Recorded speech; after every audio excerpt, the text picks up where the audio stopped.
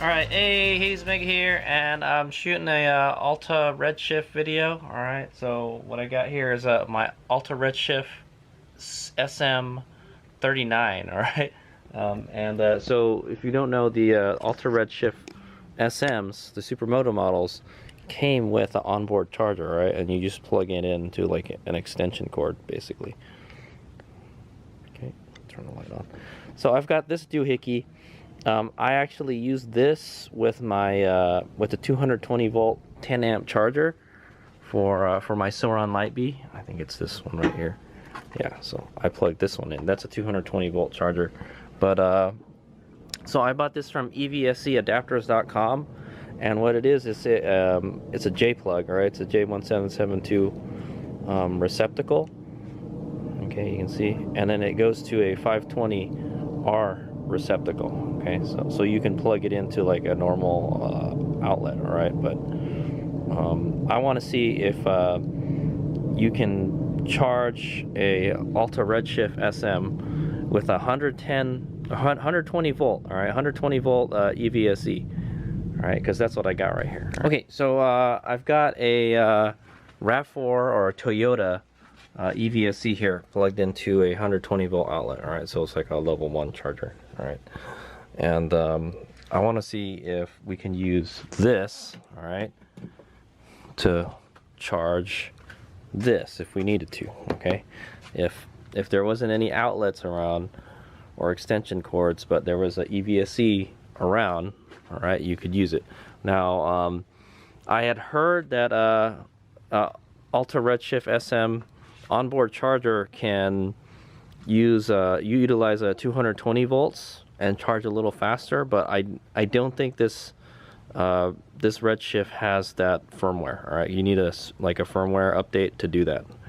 All right, and I don't have it, I think, but it would be nice if you could get a little bit faster charging with it. There's no way to really test. Well, yeah, there is a way you can test it. I could use my inverter to see how much it's drawing.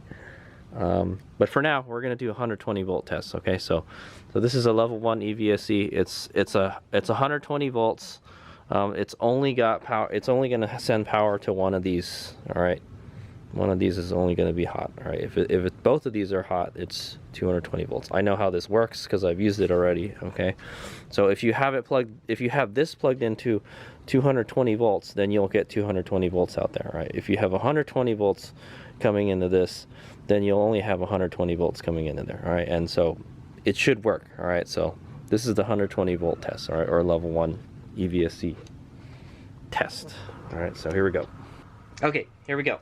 All right, so I'm gonna go get the J plug. All right, here it is. We're gonna plug this into here. All right, what that does is it creates a pilot. This also has a circuit in here that creates a pilot signal to activate the EVSE. Like, it talks to the EVSE and says, hey, put power out. Okay, and then we're gonna plug it into here. Hopefully it won't blow anything up.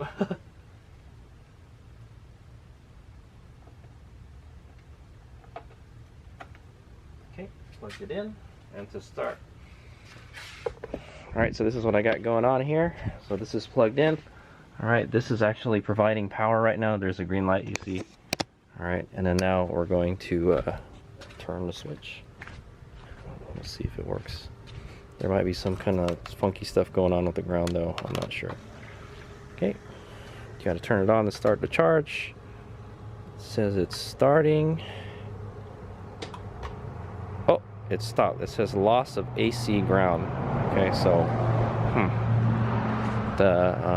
my thing tripped here. It tripped my GFCI. Let's try it again. Okay, I'm gonna try plugging this into a non-GFCI outlet.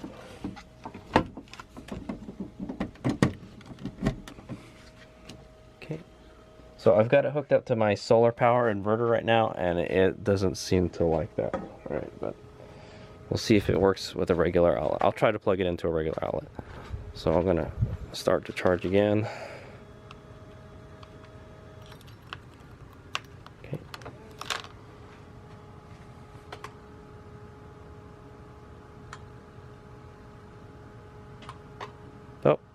tripped it again.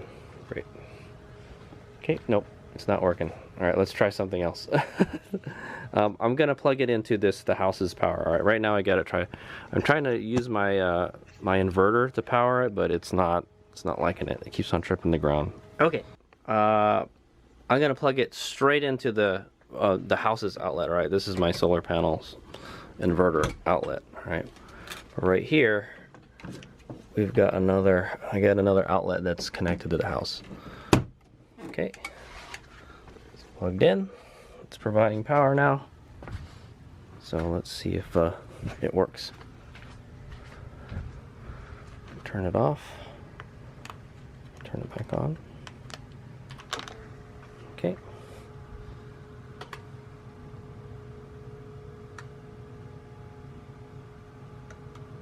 Okay, there we go. It's charging. Woohoo! All right, so for whatever reason, it's tripping. My my inverter has some weird neutral bonding dealy. All right, I've got it hooked up to the house's white wire basically, and it doesn't. I don't know. It for whatever reason it doesn't like it. Sometimes it's kind of finicky. That's what I'll say. Or there could be something odd connected to the house or something. But it's charging right now. All right, but I can't monitor the charge with my inverter. All right, but yeah, it's charging. It's charging just fine. It's using the house's power to charge though, using the grid power. So what does that mean? So that means if you have access to 120 volt EVSE, all right, the J1772, and you have this adapter, you can charge from it. Okay. If you're at a charging station that only provides 120 volts, all right, level 1 charging, then you can use a J1772 plug to charge your Alta Redshift. So there you go. It works. It works, but for some reason it won't work with my solar panel inverter. All right, so that's kind of a bummer, but that's okay. So it's kind of like a half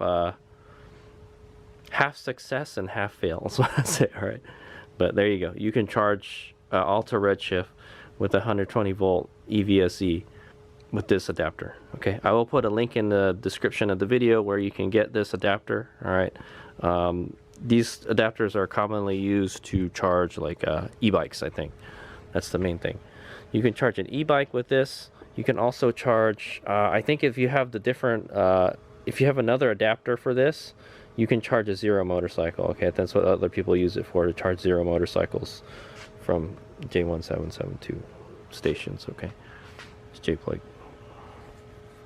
Okay, and yeah, so I use it. I use this to charge my Sauron Light B is what I do. All right, so I have a battery charger for this. All right, this has an off-board charger, and I plug that into the into that. All right, and then it charges my Light B. All right, but I need 220 volts for that. So when this is connected to, you have to know if it's 120 volts or 220 volts. So one way you can do that is to bring a multimeter with you. Okay, so if you have a multimeter, you can tell if it's 120 or 220 volts. And I will show that to you right now. Okay, it's still charging, but I'm gonna unplug it. Okay, so turn this off, plug it. Okay, stop the charging. And so I'm going to show you how you can check if you got 120 volts or 240 volts. You're going to put this on AC. Okay, and then you're going to put one of these where the ground is, and one of these on one of the prongs. Okay.